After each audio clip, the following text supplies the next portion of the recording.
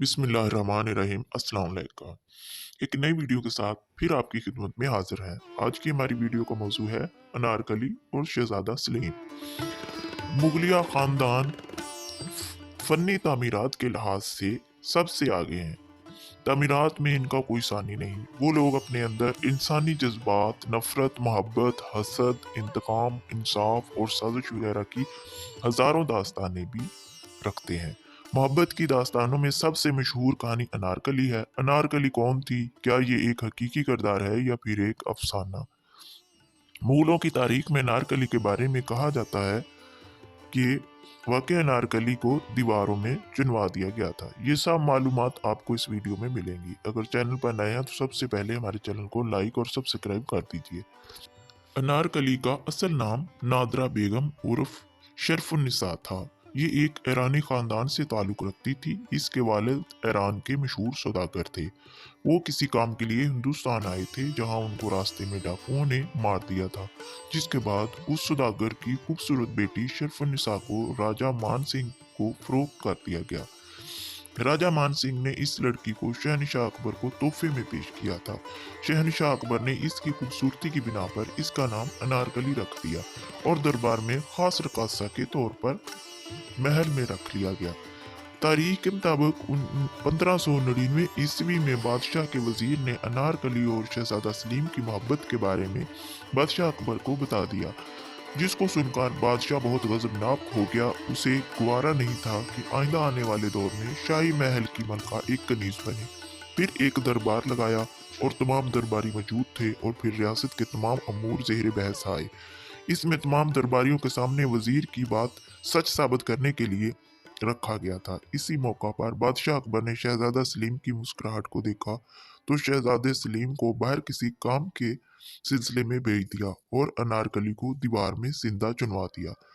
सवाल ये पैदा होता है कि अनारकली भी शहजादा सलीम के लिए दिल में मोहब्बत रखती थी या नहीं, कि वो शहजादे से मुंसलिक होकर तख्त पर बैठने की ख्वाहिशमंद थी या नहीं, और हिंदुस्तान की मलका की हैसियत अख्तियार करने के लिए वो ऐसा करना चाहती थी या नहीं, कि अनारकली का कोई वजूद था या नहीं, या महज ये एक दास्तान है। मौलवी नूर अहमद चिश्ती अपनी तसनीफ तहकीकात चिश्ती में लिखते हैं कि अनारकली और शहजादा सलीम की दास्तान में कोई हकीकत नहीं है। उनका ख्याल है कि शहनशाह अकबर ने नादरा बेगम को उसके हुस्न की वजह से अनारकली का नाम दिया था। अपने हुस्न की वजह से वो दूसरी बेगमात से हसद का शिकार हो गई और अपनी जिंदगी गवा बैठी। ये भी है कि अकबर बादशाह किसी मुहिम पर गए थे और बाद में ये किसी बीमारी की वजह से दुनिया से रुखसत हो गई। कहा जाता है कि मुगलिया सल्तनत के सरकारी रिकॉर्ड में अनारकली नाम की किसी औरत का जिक्र नहीं है। दूसरी तरफ लाहौर के सिविल सेक्टर में वाक़या एक कब्र को अनारकली से मंसूब किया गया है। अनारकली के बारे में सबसे पहले तज़किरा अंग्रेज विलियम ने किया है, जो कारोबार के लिए 1612 में लाहौर आया था। विलियम ने लाहौर में एक मकबरा देखा तो जिसके बारे में उसे बताया गया कि ये एक खातून नादरा का मकबरा है, जिसे दीवार में जिंदा चुनवा दिया गया था।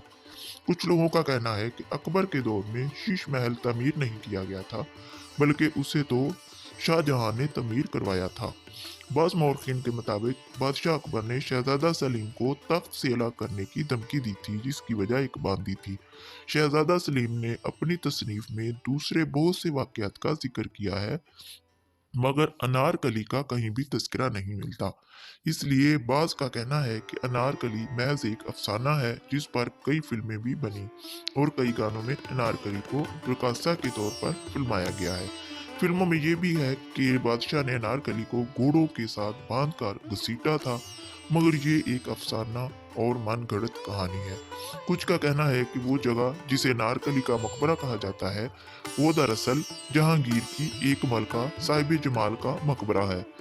इसके चारों तरफ अनारकली बाग है, जिसकी वजह से इसे अनारकली का मकबरा कहा जाता है। लाहौर में अनारकली बाजार की शोहरत भी बहुत ज्यादा है, क्योंकि वो अनारकली के नाम से मंसूब है।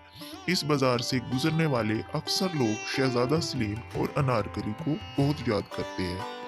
उम्मीद है आपको हमारी वीडियो जरूर पसंद आई होगी। अगर वीडियो पसंद आई हो तो हमारा चैनल लाइक और सब्सक्राइब जरूर कर दीजिएगा। अल्लाह हाफिज।